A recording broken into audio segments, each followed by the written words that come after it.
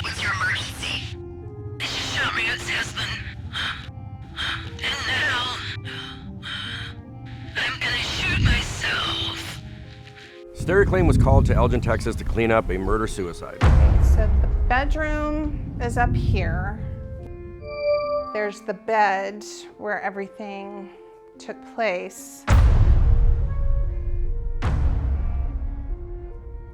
So the way it's been explained to me is that my father was asleep on the bed, which is where everything happened. Sure, okay. Then I'll just start talking and then I won't stop. Okay, all right, cool. So they were married in 2018. They lived in Elgin. They bought this house in 2018. They were divorced in November of 2024. So they were both living here at the time, which I'm sure made things worse. I was scrolling on my phone and I saw I had a Facebook message from one of my cousins. I kind of looked at my daughter and I said, I think my dad died, because I hadn't talked to my dad in over 10 years. And in the meantime, my daughter started Googling my dad's name and where he was killed and found the news story. Elgin police are releasing more details about the two bodies found in a residence on East 11th Street in Elgin Tuesday. They're calling it a murder-suicide.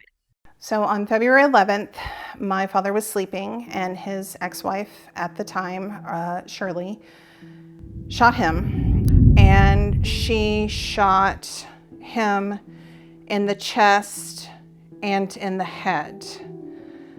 After she did that, she left the room and went downstairs and laid out documents, put something in the mail, called a couple of people. She texted her granddaughters and let them know that she was taking her own life.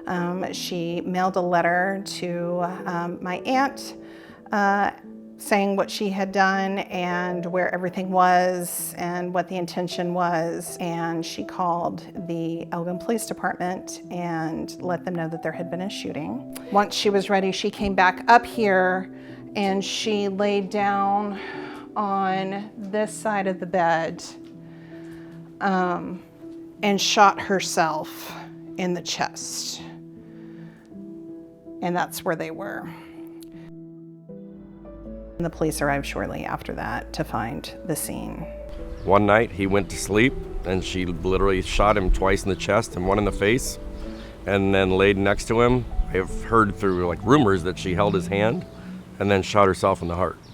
I mean, a pretty dramatic murder-suicide story. There are so many layers to this case that Stacy to this day is still finding out details of what happened.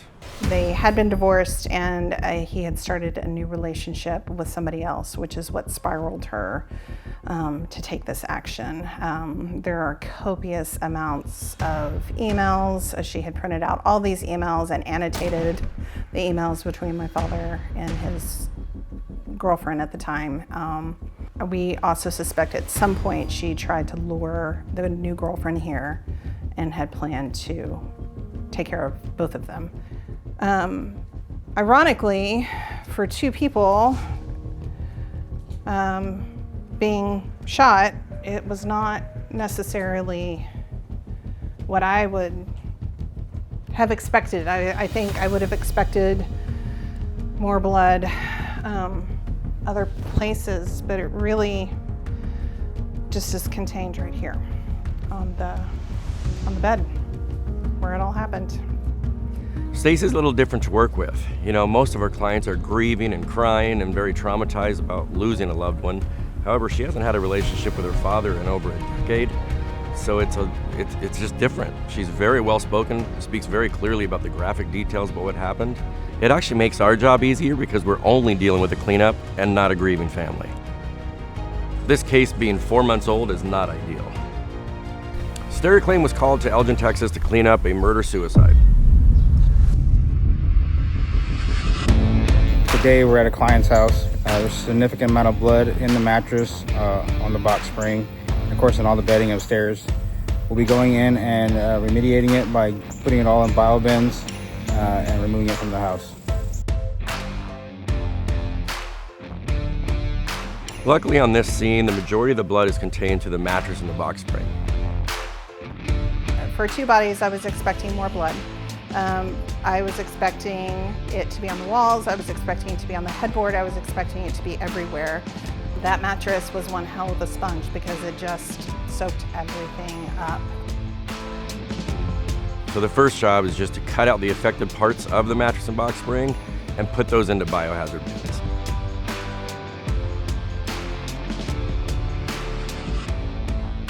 We'll then deal with the spots on the carpet.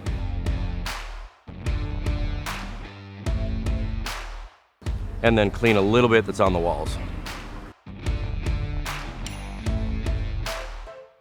The only thing that's going the way that I was hoping it would go was working with Steri-Clean. At the end of the day, I processed the trauma with the relationship with my father a long time ago, but I feel like I'm in a place now that I can approach it very pragmatically. And it's what I could do. It's what I want to do, for him and for the little girl who lost her dad. All right, we're all done. All the bio has been removed. The carpet's been removed. The mattress has been cut up from what needs to be put in bio bags. And now she can move on with her life.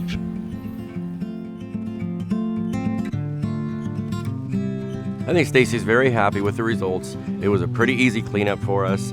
She can get the carpet and stuff replaced and then get this house sold, which is what she wants, to have this memory gone.